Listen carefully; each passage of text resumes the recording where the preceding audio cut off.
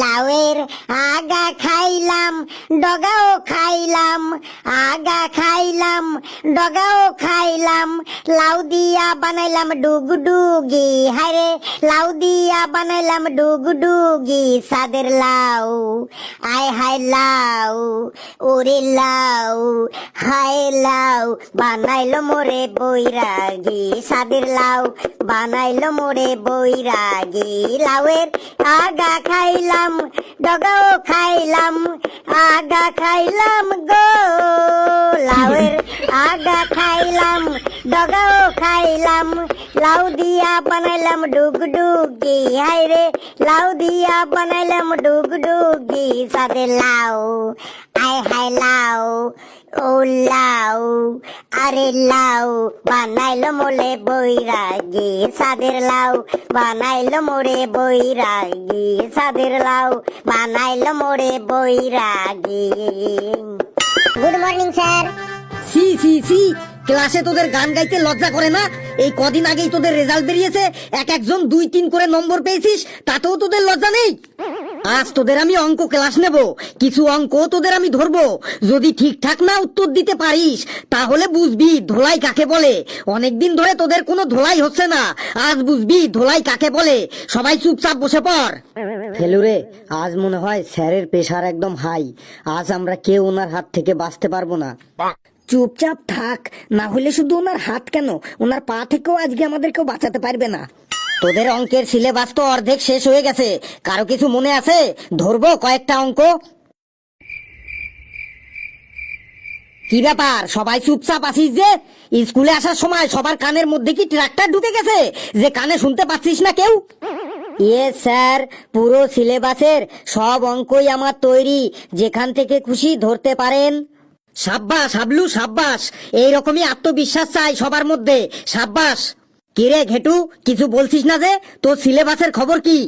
হ্যাঁ স্যার, মানে মানে আমারও পুরো সিলেবাসটা একদম মুখস্থ। কিরে ফেলু, তুই কিছু বলবি না নাকি তুই আজ মৌনব্রত করে আছিস? হ্যাঁ স্যার, আমিও পুরো সিলেবাসটা একদম তৈরি করে ফেলেছি, আমিও কারো থেকে কোনো অংশে কম নই। বাহ বাহ বাহ, কি আগুন জ্বলছে তোদের মধ্যে, এই আগুনটাই আমি দেখতে চেয়েছিলাম। এই আগুন তোদের সবার মধ্যেই থাকতে হবে। তোদের এই রকম আগুন আর এই রকম জোশ দেখে আমার মনে হচ্ছে আগামী কয়েক বছরের মধ্যেই তোদের ক্লাস থেকেই কেউ না কেউ প্রধানমন্ত্রী হয়ে যাবি। কাল্লু রে, স্যার আজকে একটু বেশি বেশি বলে ফেলছে না? কথাগুলো চুপচাপ শুনে যা আর স্যারের কথার তালে তাল মিলিয়ে যা, না হলে কিন্তু ডান্ডার বাড়ি খেতে হবে আজ। স্যার, আমারও ওইটাই মনে হচ্ছে, আমাদের ক্লাসের কেউ আগামী দিনে প্রধানমন্ত্রী হবে বটে। এবার সবাই চুপচাপ হয়ে যা, তোদের এবার আমি ম্যাথমেটিক্সের কিছু কোশ্চেন ধরবো।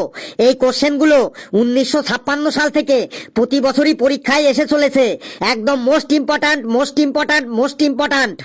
হ্যাঁ স্যার, ধরুন। নে ঘেটু, আগে তুই দাঁড়া। স্যার, স্যার আমি দাঁড়াবো? স্যার সবার আগে? Sir, sir okay sir. তুই বল, সমবাহু আর বিষমবাহু কাকে বলে? স্যার, সমবাহু আর বিষমবাহু দুটো রাক্ষস ছিল, আর ওরা 2 ভাই ছিল। কি সাংঘাতিক ব্যাপার রে, কি কনফিডেন্স তোর! প্রতিদিন সকালে আমি ঘুম থেকে উঠে মনে মনে ভাবি আজ তোদের ক্লাসটা খুব শান্তভাবে করব, কিন্তু তোরা কেউ না কেউ ঠিক আমার মেজাজটা একদম গরম করেই ছাড়বি। স্যার, আমি বলবো সমবাহু আর বিষমবাহু কাকে বলে। বল বল। স্যার, প্রত্যেকটা মানুষের হাতে 2টি বাহু থাকে, যার দুটো হাতের দুটো বাহুই সমান তাকে সমবাহু বলে, আর যার একটা হাতের বাহু ছোট আর একটা হাতের বাহু বড় তাকে বিষমবাহু বলে। কি, তোরা এই সমস্ত লজিক কোথা থেকে পাস বলতো? কেউ বলতে পারবি সমবাহু আর বিষমবাহু কাকে বলে? আমি বলছি স্যার। বল হাবলু, তুই তো একাই এই ক্লাসের মান সম্মানটাকে বাঁচিয়ে রেখেছিস, তুই বল। স্যার, সমবাহু আর বিষমবাহু ত্রিভুজের নাম, যে ত্রিভুজের 3টি বাহুই সমান তাকে সমবাহু বলে, আর যে ত্রিভুজের 3টি বাহু অসমান তাকে অসমবাহু বলে। সাব্বাস বেটা, সাব্বাস, বসে পড় বেটা। ঘেটু, তুই কেন বসলি রে? তোকে আমি বসতে বলেছি? আপনি বললেন বেটা বসে পড়, আমি ভাবলাম আমাকেও বলেছেন। স্যার, আমিও একটু একটু ভাবছিলাম ত্রিভুজকে সমবাহু আর বিষমবাহু বলে। তোর ভাবার কোনো দরকার নেই, ভাবার মতো কোনো শক্তিই নেই তোর মধ্যে। তোকে আরেকটা প্রশ্ন জিজ্ঞেস করছি, তুই তৈরি হয়ে যা। প্রশ্ন জিজ্ঞেস করুন স্যার, এবার আমি একদম তৈরি। এবার আমি 1 মিনিটের মধ্যেই উত্তর দিয়ে দেবো স্যার। খুব মন দিয়ে তোর দিমাগটা খুলে প্রশ্নটা শোন। প্রশ্নটি হলো, মনে কর তোদের বাড়িতে একটি ছাগল আছে, আর সে প্রতিদিন 1 লিটার করে দুধ দেয়, আর তুই ওই 1 লিটার দুধ 40 টাকার বিনিময়ে বাজারে বিক্রি করে দিয়ে আসিস। একদিন দুধ বিক্রি করে বাজার থেকে আসার পর দেখলি তোদের বাড়িতে কিছু অতিথি এসেছে। ওনাদের চা করে দেওয়ার জন্য তোর মা তোকে বলল, যা বাজার থেকে 1 লিটার দুধ নিয়ে আয়। আর তুই বাজারে গিয়ে দেখলি তোর ওই দুধটি 47 টাকা লিটারে বিক্রি হচ্ছে, আর তার মধ্যে 200 গ্রাম জল মেশানো হয়েছে। এবার তুই বল, তোর বিক্রি করা দুধ তুই কিনে এনে কত টাকা লাভ বা লোকসান করলি?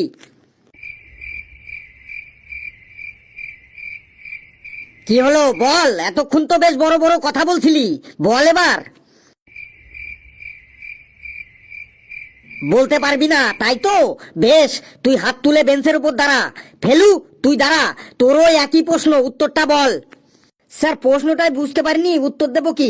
স্যার আরেকবার বললুন স্যার প্রশ্নটা।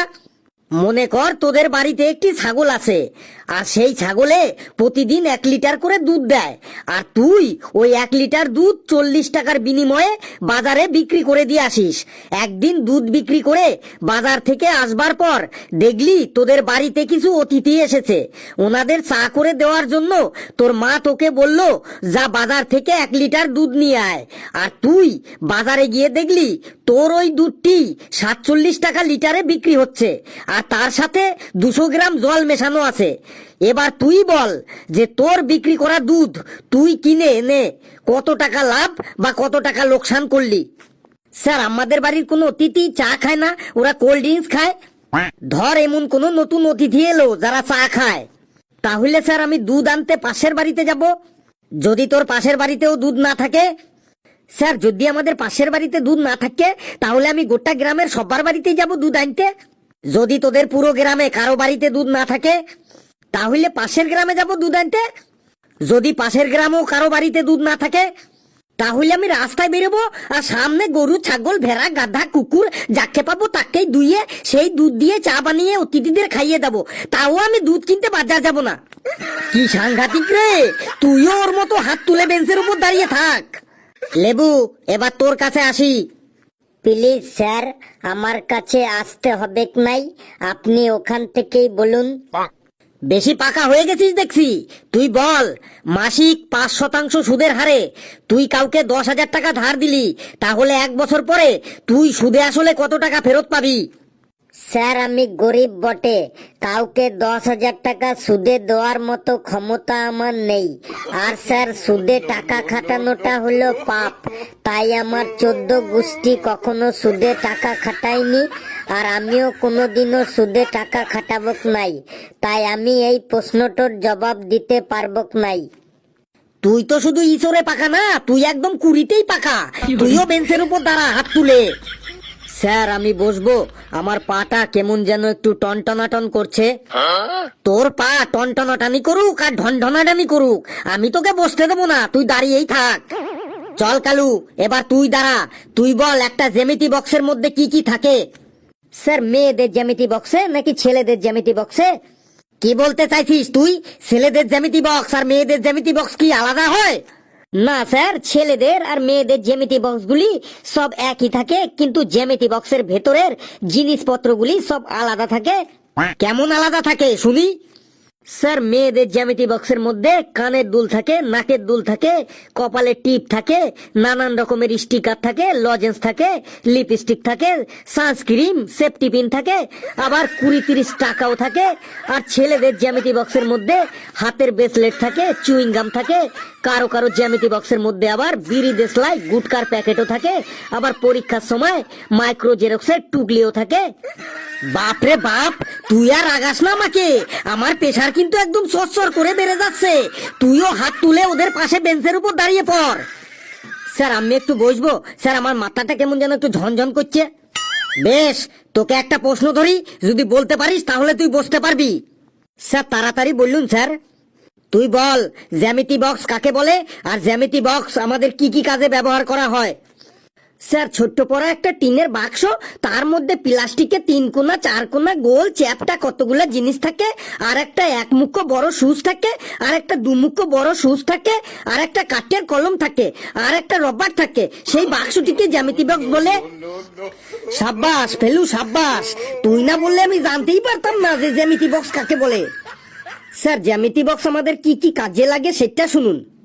বল বল, আজ তুই আমাকে অজ্ঞান করেই ছাড়বি, আমি বুঝতে পেরে গেছি। থামলি কেন, বলে যা জ্যামিতি বক্স আমাদের কি কাজে লাগে। স্যার, জ্যামিতি বক্সের মধ্যে যে একটা প্লাস্টিকের চ্যাপটা দণ্ড থাকে ওটাকে স্কেল বলে। ওটা আমাদের কেক কাটতে, পনির কাটতে, হাত পা চুলকাতে, পিঠ চুলকাতে ব্যবহার করা হয়ে থাকে। অনেক সময় ওটা কাউকে চাটি মারার অস্ত্র হিসেবেও ব্যবহার করা হয়। তারপরে একটা একমুখো আর একটা দুমুখো বড় সুচ থাকে, তাকে কাটা কম্পাস বলে। এই কাটা কম্পাস যে কোনো কিছু ফুটো করতে, যেমন তেলের কৌটোর মুখ ফুটো করতে, ওষুধের ছিপি ফুটো করতে, সসের বোতলের মুখ ফুটো করতে, হাত পা চুলকাতে, দাঁতের ময়লা বার করতেও ব্যবহার করা হয়। তারপরে ওই কাঠের যে কলমটা থাকে ওটাকে পেন্সিল বলে। এই পেন্সিল আন্ডারপ্যান্টে দড়ি ভরতে, কানের ময়লা বার করতে, মাথা চুলকাতে, পিঠ চুলকাতে, বোতল থেকে জমাট বাঁধা নারকেল তেল বার করতে, আবার কখনো কখনো চাটি মারার কাজেও ব্যবহার করা হয়ে থাকে। আর কিছুর ব্যবহার আমি শুনতে চাই না, তুই থাম, না হলে কিন্তু তোকে এবার আমি একটা অঘটন ঘটিয়েই ছাড়বো। এই, যারা দাঁড়িয়ে আছিস তারা দাঁড়িয়েই থাকবি যতক্ষণ না অব্দি ঘন্টা পড়ে, ছুটির ঘন্টা। সত্যি বাবা, কি সাংঘাতিক, কি সাংঘাতিক।